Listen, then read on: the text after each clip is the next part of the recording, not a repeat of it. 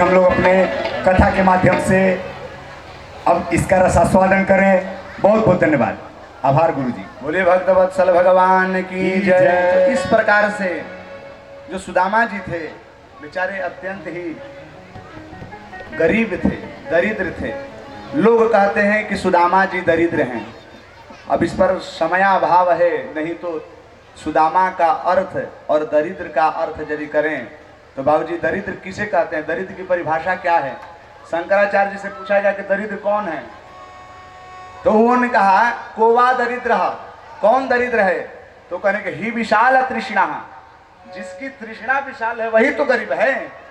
महाराज वो जिसके पास पैसा नहीं है वो गरीब नहीं है, जिसके पास पैसा है फिर भी हाय पैसा और चाहिए कर रहा है वही तो गरीब है, दरिद्र है। तो क्या सुदामा जी दरिद्र थे? कह सकते हैं कि हम दरिद्र हैं? नहीं। वह एक बार बहुत बढ़िया नीति का श्लोक है, स्वयं एवं परितुष्ट त्वं वल कलैस्त्वं दुकूलैहि, तुम भी प्रसन्न हो मैं भी प्रसन्न हूँ, तुम राजसी ठाट बाट में प्रसन्न हो मैं ठाट बाट में प्रसन्न हूँ। लेकिन अंतर तो दुख और दरिद्र का यहाँ तृष्णा पर आती है। जिसके हृदय से तृष्णा कामना निरस्त हो चुकी है वही धनी है, और जिसके हृदय से कामना कभी शांत नहीं हो रही वही दरिद्र है। लेकिन धन से आर्थिक से सुदामा जी बेचारे गरीब ही थे, इनके पास खाने के लिए कुछ नहीं था। मैया भगवती सुशीला बार बार कह रही है कि हे प्रभु एक बार आप जाएं और द्वारिकाधीश से मिलें। इसलिए उनके बार बार के किस प्रकार से प्रेरणा कर रहे हैं, आइए एक भजन के माध्यम से श्रवण करें, अनंतर में दर्शन करेंगे ठाकुर जी से। नाथ जाओ चले द्वारका को, सुशीला कह रही है सुदामा जी से कि नाथ जाओ चले द्वारका को, इस नगर में गुजारा नहीं है। नाथ जाओ चले द्वारका को, इस नगर में गुजारा नहीं है। नाथ जाओ चले द्वारका को, इस नगर में गुजारा नहीं है, इस नगर में गुजारा नहीं है। जाओ जाओ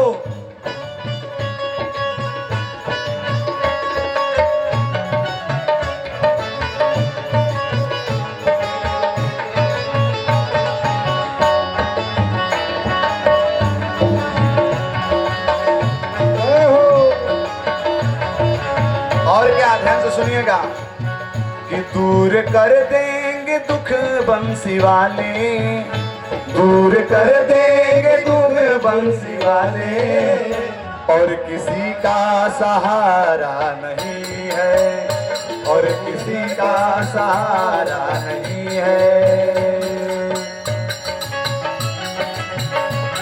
जाओ जाओ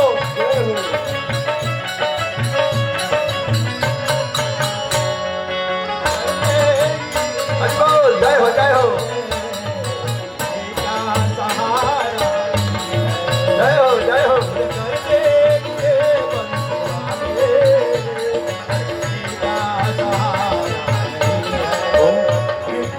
ध्यान दीजिएगा कौन जा रही है, मैया सुशीला। जब सुदामा जी से यह कह रही है कि आप जाओ द्वारिका में, तो सुदामा जी का प्रत्युत्तर क्या हो रहा है, वो कैसे जाऊं प्रिय द्वारिका को, तुमने सोचा विचारा नहीं है। कैसे जाऊं द्वारिका को, सोचा विचारा नहीं है। कैसे जाऊं प्रिय द्वारिका को, तूने सोचा विचारा नहीं है। और क्या कि देख लो तन के कपड़े फटे हैं, देख लो तन के कपड़े फटे हैं, हाल वैसा हमारा नहीं है। देख लो तन के कपड़े फटे हैं, हाल वैसा हमारा नहीं है। नाथ नाथ जाओ चले द्वारका को, इस नगर में गुजारा नहीं है।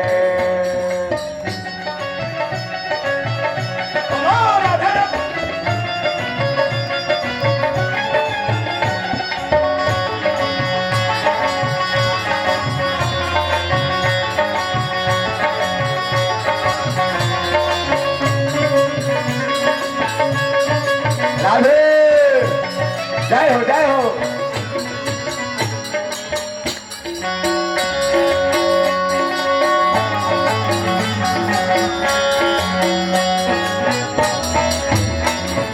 हरि बोल हरि बोल, जय हो जय हो जय हो जय हो।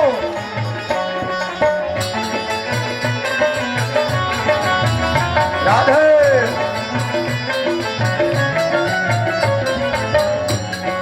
कह रहे हैं, ध्यान से सुनिएगा कि कहना मानो तुम स्वामी हमारी, मित्रता कृष्ण से है तुम्हारी।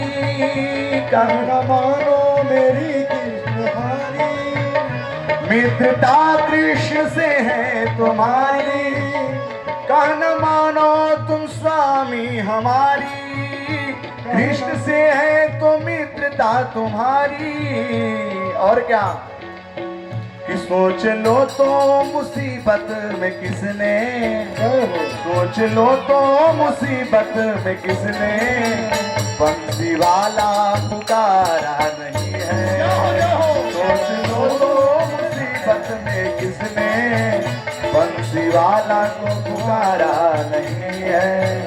नाथ जाओ चले द्वारका को, इस नगर में गुजारा नहीं है, इस नगर में गुजारा नहीं है।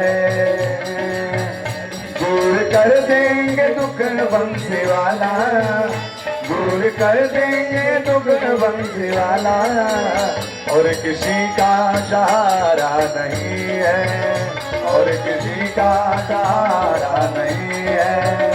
नाथ जाओ चले द्वारका को, इस नगर में गुजारा नहीं है, इस नगर में गुजारा नहीं है, इस नगर में गुजारा नहीं है। बोलिए भक्त वत्सल भगवान की जय। सुदामा जी को धीरे धीरे बुलाइए। तो मैया भगवती सुशीला के बार बार प्रेरित करने से सुदामा जी कह रहे हैं कि देखो प्रिय, जा तो रहा हूं लेकिन मैं धन के लोभ से नहीं जा रहा हूं। अच्छा, जा भी रहा हूं तो किसी मित्र के पास जाना चाहिए, तो बिना कुछ लिए नहीं जाना चाहिए। रिक्त पाड़े न गच्छे तो देवान राजान गुरुस्त था। देवता के पास, मंदिर में, गुरु के पास अथवा मित्र के पास यदि जाना चाहिए तो कुछ ना कुछ ले करके ही जाना चाहिए। मैया सुशीला से कह रहे हैं कि सुशीला, किसी वस्तु का इंतजाम कर दो, कोई मिठाई ही हो, कुछ भी तो हो। लेकिन ऐसी उनकी दयनीय दशा थी कि उनके घर में खाने के लिए लाले पड़े थे। सुदामा जी ने कहा कि अच्छा सुशीला, यदि मैं वहां पर जाऊं और कन्हैया ने पूछ दिया कि क्या समाचार है तो मैं क्या उत्तर दूंगा। सुशीला कह रही है कि देखो भगवान, ज्यादा कुछ मत बोलना, बस इतना केवल ठाकुर को इशारा कर देना कि एक मास कोई पाख में दो एकादशी हो, एक मास दो पाख में दो एकादशी हो। हे गिरधर तेरी कृपा से अरे नित्य एकादशी होए। हे प्रभु, एक महीने में दो पक्ष होता है और दोनों पक्ष में दो एकादशी होती है, लेकिन हे प्रभु ठाकुर, आपकी ऐसी कृपा है हम सबके ऊपर कि हम तो नित्य ही एकादशी मना रहे हैं। कहने का तात्पर्य है कि खाने के लिए कुछ नहीं है।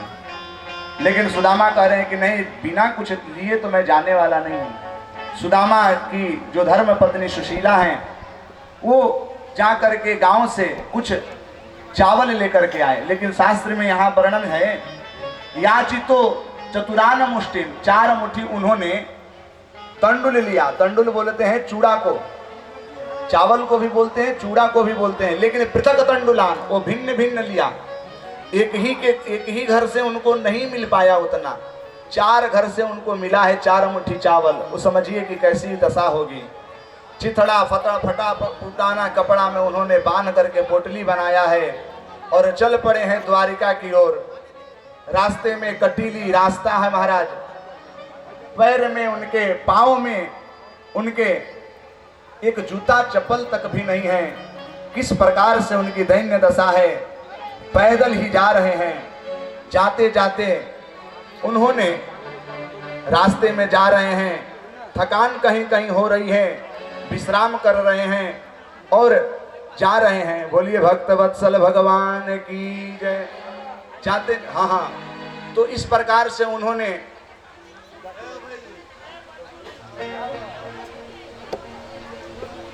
भक्त वत्सल भगवान की जय। सुदामा जी महाराज द्वारिका में प्रवेश करने वाले हैं। सुदामा जी धीरे धीरे चल पड़े हैं अपने गांव से द्वारिका की ओर। रास्ते में पड़ा हुआ है एक वृक्ष, वृक्ष के नीचे उन्होंने विश्राम किया। थकान इतनी हो रही थी उनसे उठा नहीं जा रहा था। ठाकुर जी समझ रहे हैं कि ये सुदामा तू पैदल मेरे पास आ नहीं पाएगा, तो उन्होंने माया रूपी निद्रा को भेजा और सुदामा जी शयन किए। और जब शयन से जगे तो अपने को द्वारिका में देख रहे हैं कि मैं तो द्वारिका में हूँ। बोलिए राधे राधे। क्योंकि भगवान का यह आदेश है कि जो व्यक्ति भक्ति के मार्ग पे एक पद भी यदि बढ़ाता है तो मैं 100 पद उसके लिए आगे आ जाता हूँ।